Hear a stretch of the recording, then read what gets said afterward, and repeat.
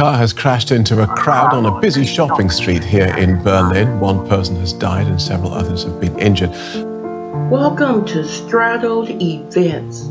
On this channel, we bring you the truth. Sometimes the truth is quite ugly, unbearable, and you just don't want to deal with it. But on this channel, you're going to get it anyway.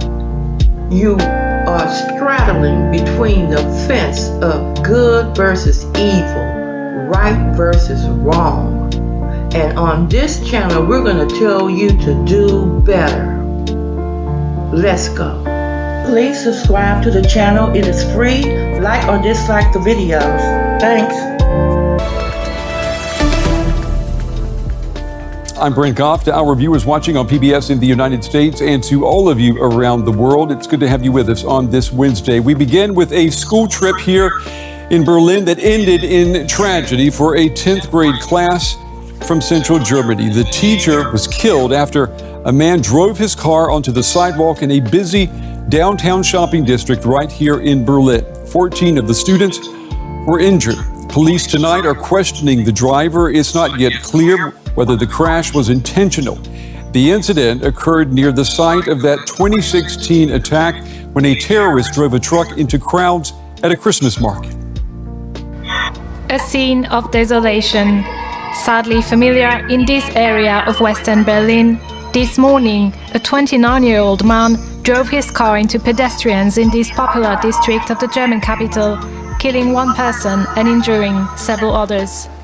During the incident, the man returned to the road and crashed into a shopping window.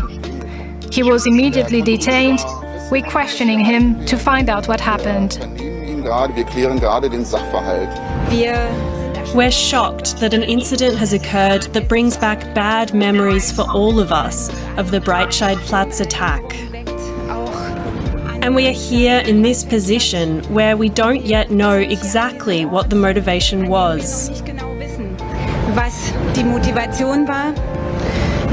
First of all, I would like to express my deepest sympathy for the victims, for those affected, for their families, and to express our collective shock at what has happened here. The deceased is a female teacher who was in Berlin with school children from the state of Hesse in west-central Germany. Many of her students were among the injured. There was a lot of casualties. People injured over that area were being focused on by the emergency services.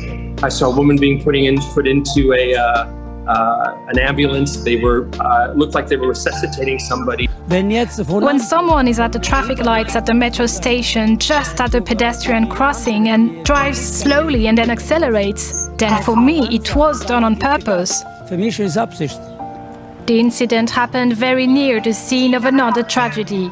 In December 2016, an extremist drove his truck into a crowd at a Christmas market, killing 12 people and injuring dozens. A painful memory revived by today's incident. And our correspondent Benjamin Alvarez-Gruber has more on what happened today here in Berlin. We just heard it in the report. The teacher that was killed was with those teenagers, with those students that were here in the capital, a school in Hesse, as we just heard. Sadly, the sad coincidence is that the city where this group came from is only located a few kilometers away from a place where we had a car plowing into a carnival procession in February of 2020.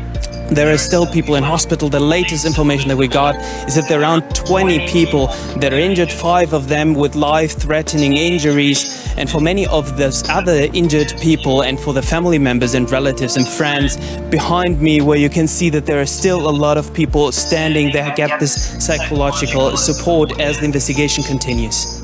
Yeah, the investigation continues because people are still asking, did the driver, did he mean to plow into the crowd of people or was this an accident? I mean, what do we know tonight? That's right, it's not still clear. Police asked the public to not speculate on what happened. According to eyewitnesses, the car went out from the street onto the sidewalk, then back to the streets, and on that side it turned to the right and into a shop. There the driver was taken away by those shoppers. They were there and were handed over to police. So it's still open whether it was an accident or it was deliberate. Investigation is still ongoing, and we hope to hear later today any updates by police and by those who have been here at the scene since the early morning. And Benjamin, tell us, there was a service for the victims of this incident today. What can you tell us about that?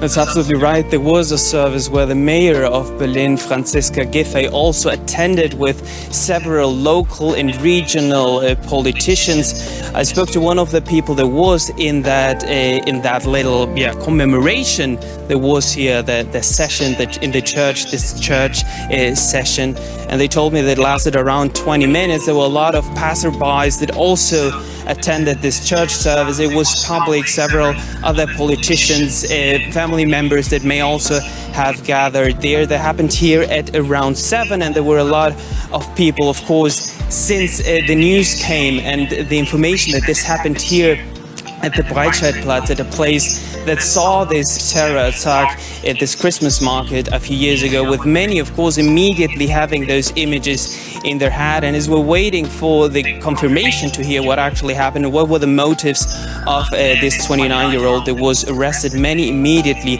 think back to the time. And here next to this area, there are also some protections that were installed after the terror attack. Yeah, I think a lot of people were thinking back to that Christmas market attack and asking themselves if this was going to be a repeat of that. Our correspondent Benjamin Alvarez-Gruber tonight.